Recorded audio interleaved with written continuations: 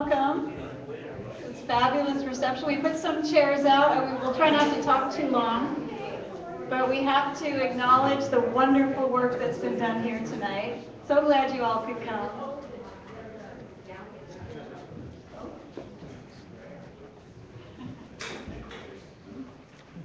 Okay, if everyone can hear me, again, welcome to the Channel Islands Maritime Museum. My name is Julia Chambers. I'm the executive director, and it's just so great to see everyone here braving the elements on this night. I hope it stopped in time for everyone to get from their car inside, because I almost got drenched myself, but looks like you're all in good shape.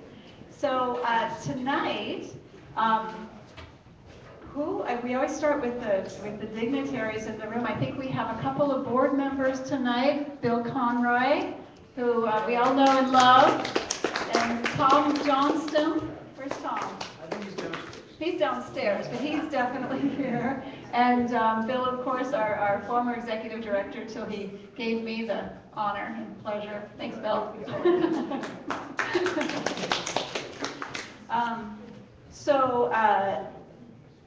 We are all here tonight to celebrate this wonderful exhibit called Local Color.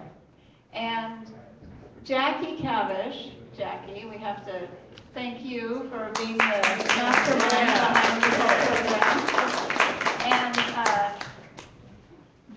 we had three very talented artists who entrusted Jackie, and Jackie let me help a little bit, with creating something which we think came out quite beautifully. They were three brave local photographers, and we're so glad they're all here. Michael Brody. Want to say hi to Michael? Michael has these gorgeous photographs of the Irving Johnson over here on the left. Jim England with his portrait landscape. And Toshi, there he is, Toshi, with his gorgeous LED light boxes, basically, which he has I think he invented the whole process for. We're so glad that his mom came along too. Thank you for coming. Yeah. So what we did in a nutshell was bring these three artists together and explore local color, the term, in every sense of its definition. So if you think about it, it could be local colors in terms of the fall leaves changing, or the gorgeous sunsets we see. Or it could be the characters that we have in our lives, that some of them are extra spicy or extra interesting. And especially down here at the harbor, we're not in short supply, so that's wonderful. So three very different artists who have captured our local area in three different ways. We found the connecting theme. It came quite naturally to us, which we're so happy about. We really focused in on color, so I did a video to try and explain it, but I thought it's very simple. And it came together so beautifully in concert. So when we thought about color, it started from the essential colors and then moved through. And Jim was a little surprised that we turned one of his portraits upside down, but I said, Jim, that was on purpose. Because we really wanted to show people that the faces are landscapes. The landscapes are landscapes. The colors and the lights and the harbor, they're all connecting us together and showing this gorgeous area in which we live. But I just love to point out, the positive space of the moon behind Methuselah. Have I said it right, Michael? Methuselah, the tree, and how the tree's expression matches the expression of the gentleman right above him. And the colors came together, so we couldn't have planned this. It just was such a fortunate thing. And then the negative space. I know I'm making y'all turn your heads, but you'll have to see it later with the space in the rock, and then the curve of the tree with the curve of the arc, and then the curve of the beard above it, and the way that the rather grumpy-looking gentleman's chin matches the texture of the snowbank right next to it that's just been created out in the middle of nowhere. Michael had to hike in 12 miles in the snow or something like that. Almost died. It's amazing. Good story. And then it goes on, and then they all relate to each other. The gentleman flinging his hair up and the stream coming down. And we are just, and then the colors. that come together. We have our very brave board president, we're sorry he's not here tonight, Bill Bunger, but he posed, and the pinks that are brought out in him next to Toshi's gorgeous capturing of the sunset and what's it called again, Toshi, the one with the bird crossing? Evening Stroll. Evening Stroll, one of my favorite trios over there. That's such a good example of what we're doing with this exhibit tonight. And it continues on and on. John Zaragoza graced us with his portrait, as well as Bill Conroy, Terrence Dixon. Who else is here today? Charlie, a gentleman I just met tonight, who's Paul, is it? Oh, that's you. I didn't even recognize you. Isn't that great? I didn't, and I thought I knew everybody pretty well from their portraits, but... I'm not the hot dog guy. You know, you're on the other side. Oh, and then the Gracias are here, father and daughter, which is so great, Jim and Autumn. Did I say your last name right? You did. Oh, good. Nobody ever gets it. Well, I have a little experience. And who else is here? Jim's in with his bicycle helmet on. Yeah. Bill's in, I'm in. Vampire. My 7-year-old son came up, looked at the portrait, and he screamed for like 30 seconds. I'm on the back side of Bill looking at Charlie, and he said, "Mama, you look like a vampire." So I took it as a compliment, Jim. Thank you. I was able to scare my own child, which comes in handy sometimes. But anyway, so together, these artists with the ingenuity of process and the gorgeous transformations that can be done and the things that are captured, we are just so thrilled to have you all here tonight. And so, did I explain it, Jackie? Did I? Okay. So Jackie's going to take over and say a few more words about these artists, which we are so happy are with us.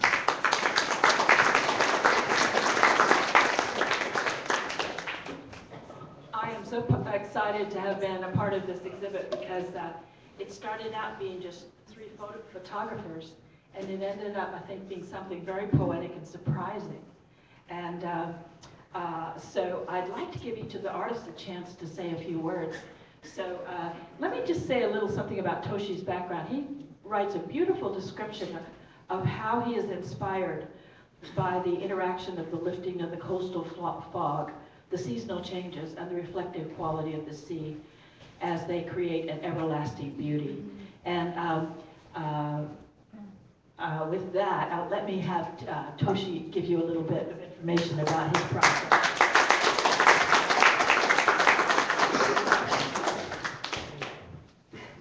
Thank you. Thank you very much. Yeah, thank you very much for coming out and taking a look at the displays and the artists' work. I've been a lifelong photographer from my earliest Brownie film cameras, and I've experimented a lot with the print media. There was always the limitation on the print media. Photography's been around for 200 years, but we have never gone past the print media. I think over the last 10 years, we've been able to experiment more with digital photography. And at that point, you're able to put your photographs either on a computer screen or on a television. And I've noticed that you finally have a source of what was missing in the past, which has been light.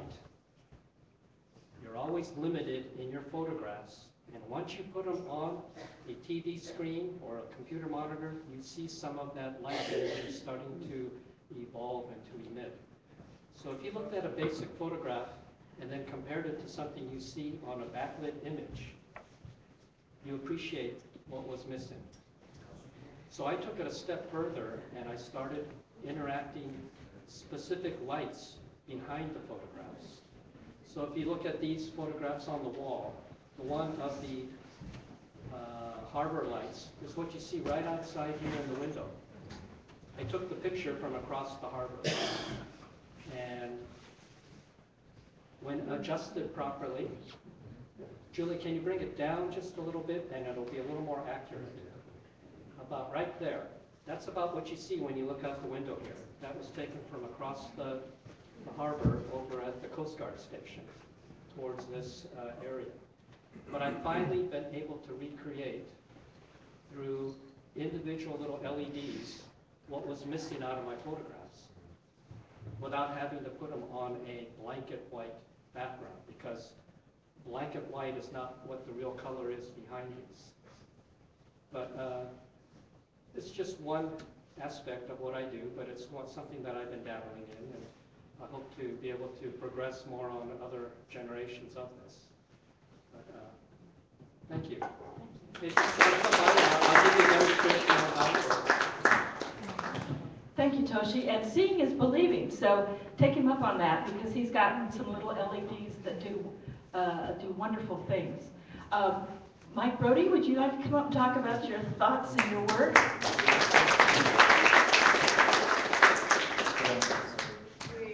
We didn't tell the artists they have this. Yes. This is all spontaneous. Off the cuff. Well, again, I'd like to thank everybody for coming out. I'm flabbergasted to see so many people here to enjoy, some of the things that I do that I enjoy so much. Like Toshi, actually I've been a photographer longer than Toshi has been a photographer. But that's because I'm quite a bit older than Toshi. I started my photography career as a youngster, going to my dad's work. My dad was a fashion artist. He did all the layout, photography, and artwork for the Sears Roebuck's catalogs, Montgomery Ward. Some of you older people will remember Montgomery Ward. J.C. Penney, and a company in Canada called National Delahess. This was back in New York, and he used to take me into the studios on a Saturday if he had to work late, and I'd get to play in the dark room and mess around with stuff. And that's how I got started in photography. From there, my folks sent me to military school in Virginia, and I wound up being the school photographer. And then all my life, I've had a dark room at home, black and white at first, and then color dark room, which you don't ever want to get involved in that. It drives you crazy. But my latest thing is being introduced to the computer as a dark room. And if you've ever tried to improve your photographs using a computer, using some of the software that's available now, it's a revelation. It's a great learning tool, a great teaching tool, and it takes your level of photography from just point and shoot to the next professional level in very, very easy steps. I teach a seminar in which I show people how they can take their point and shoot photographs, work with them on an iPad, buy some of the apps that are available on the iPad for $1.99, $2.99, $5.99, and you can do a lot of the things that people assume you can only do with Photoshop. A lot of what you see, the work that I've done on the walls here, some of that I've actually worked on my iPad with some of these apps.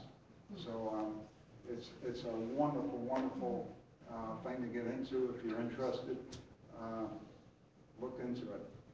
So enjoy it. I'm delighted to see all of you here.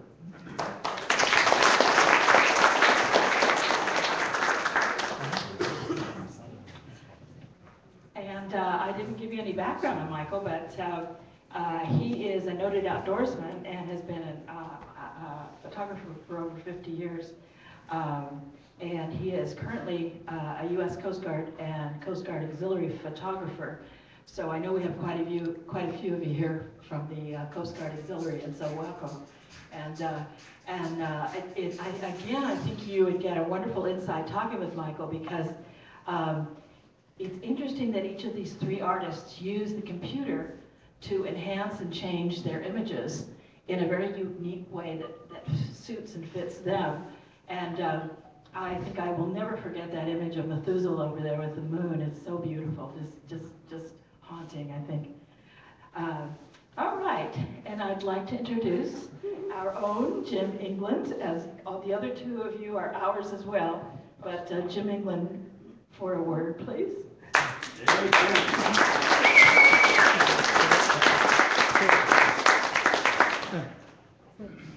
not prepared. Thank you for coming tonight. I really appreciate it. I know this weather's a mess, but anyway. I've been a photographer for quite a long time. I worked on the space shuttle. I worked with a lot of the European automotive photography for manufacturers and that kind of thing. When they announced that digital was okay, thank you. Sorry. That, digital was going to replace film. I said no way. I just spent $30,000 on this 4x5. And in 1 year, one of the labs went from 95% film to 95% digital. And I wound up selling my $30,000 4x5 to a guy in Warsaw, Poland for $1,700. And anyway, I had a full color darkroom and all that. Where Best Buy is across the parking lot is a buffet place, hometown buffet, something like that. That's where my studio used to be, in an old construction warehouse. And we had a huge cove and a big softbox and all that we shot. We processed everything, did all that. When digital came out, I went to Ventura College. I taught at Oxford College for 20 years photography, but I went to Moore Park and to Ventura, and I just couldn't get it. And finally, I started taking online courses and all that. But for me, digital, I want to say saved my life. That's not exactly true, but it certainly changed my life. And I got involved with a software developer about 5 years ago, and he asked me to test some software, which is, some of this is a result of that, and there are 5 of us total that are testing it. And I don't know if it'll ever come out in the market, but you could actually do this with other software that's already out there. I'm really into color saturation, and a lot of stuff is exaggerated, I know. They're either line drawings, watercolors, oils, twisted. The eyes are really over the top sometimes. I apologize sometimes for that. But they're all 20 by 30. Again, I'm such I demand a lot about the way my work looks. And so I finally told my wife to let me buy a printer. And so I print all my own stuff too.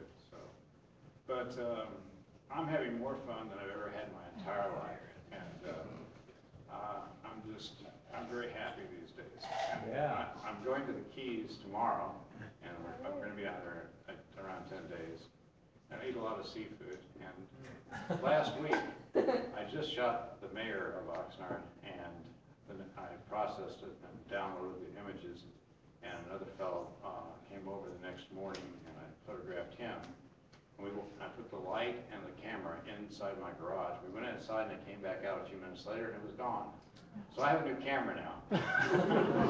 Courtesy of Hartford Insurance Company. So, anyway, I hope you like my work, and so thank you very much.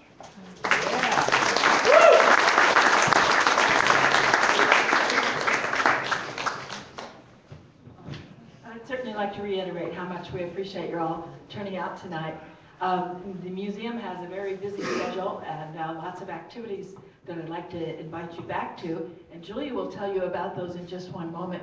What I'd like to do is give you a little tiny window, I'm trying to be brief, about how the museum works, and that is that our wonderful bartenders over here, Chuck Carter and Jim Abing, have other lives, and Chuck Carter is our IT man, the guy we call when we can't get something to do something on the computer. And I have to tell you that we could have had a performance piece here tonight, which was very entertaining because we had 2 people up on a very, very tall ladder, Bill Conroy and Tom Johnston. It's very exciting, and they tried one thing after another to get these pictures up. They took most of the day to do it, and we have quite a few leftover parts of things that we tried. including fishing line and I can't remember this fishing term, so I won't go there. But we could, if we had them up on the ladder, you would have had some real entertainment here tonight as well. And our wonderful volunteer Martina Merlero tripped and sprained her ankle. So we have 2 volunteers who popped up, 3 volunteers. Cy Eisenstas came in and started the coffee, and Rosemary Pace started laying out the grapes and the cookies, and yay, Rosemary! Woo!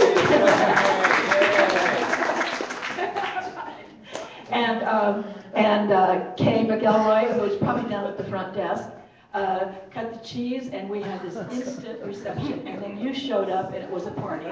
So congratulations. We also have our on-the-spot photographer who is kind enough to come to parties and take photos, and that's Ron Sam over here with his camera. And boy, if I forgot anybody else, I will. Oh, K-A-D-Y. We have Bob from K-A-D-Y. Thank you, Bob. And we also have our volunteer of the year, Ken Weiss, who laid out chairs for you. So, bravo. And as usual, Ken comes in with his jeans on and brings us the wiring for the PA system, and then goes home and puts a tie on and comes back and puts out chairs. So he has many hats that he wears as well. We have a wonderful team here, and if you'd like to join us, you can do it in various ways. You can come and volunteer with us. It's a lot of fun. You can be a member. You can give us a talk on what your specialty is. We have a speakers bureau, and I'm sure there are a lot of other ways that you could be involved if you'd like to. I'd like to turn the program over to Julia, our wonderful executive director, and have her fill you in on what some of the activities are.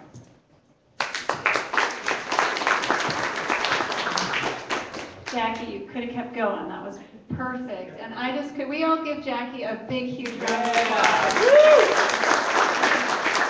Not only just for this, but Jackie is responsible with everybody, of course, for the color, the placement, the way the gorgeous works of art throughout the museum are placed, and we're very appreciative. Thank you.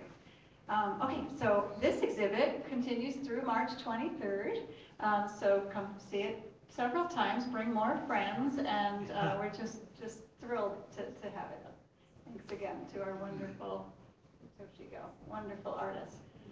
Okay, and then our speaker series is March 20th.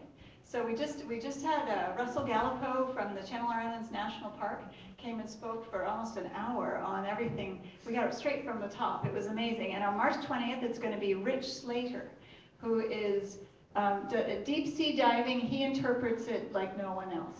Is that fair to say? As you'll have to come and find out why. But 6:30 p.m. on Thursday, March 20th, every third Thursday, we have a speaker series, and the house is packed every time. It's fabulous. So it's Rich Slater, who's doing deep sea diving on March 20th. And then we are very happy to have the Oxnard Union High School District Student Art Exhibit on the 23rd annual. We are so thrilled to host this every single year. And so that will be on, and we're happy to have one of our principals in town. Is that right? Thank you. Oh, retired, but I hope you'll come to our opening. Thank you. So that'll be on April 3rd, and it'll go through April 30th, and the opening reception is Thursday afternoon, April 3rd from 5:30 to 7. It's always a wonderful exhibit. We fill this room with art and a lot of talented young people, and we're just so happy to host it every single year for 23 years. So that's it. Let's let people mingle and look at art. You are welcome to stay with us all night if you like. And we're just so happy you came to support our wonderful artists in this wonderful museum.